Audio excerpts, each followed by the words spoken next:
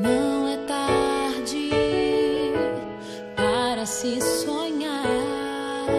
O céu ainda é azul, a esperança é só olhar no olhar de uma criança, no sorriso de uma mãe. Venha fazer parte da família ICEGEC. Nunca é tarde para ser feliz. Jesus transforma pescadores de peixes em pescadores de homens.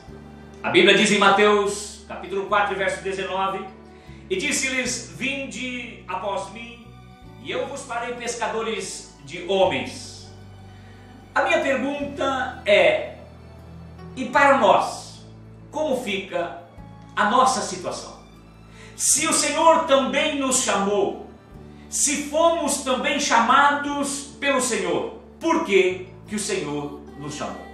Queridos, o Senhor nos chamou para nós sermos frutíferos.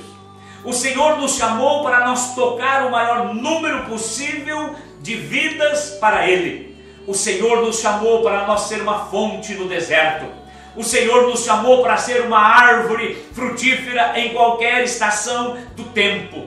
E eu quero te dizer que você foi chamado por Deus. Não é por acaso, é com um plano específico, e você precisa ser frutífero no reino de Deus. Por isso eu digo neste momento: todo o poder da esterilidade seja neutralizado na tua vida e você seja frutífero no reino de Deus. Eu sou o pastor Silosmar, este é um programa da ICEGEC, uma igreja celular.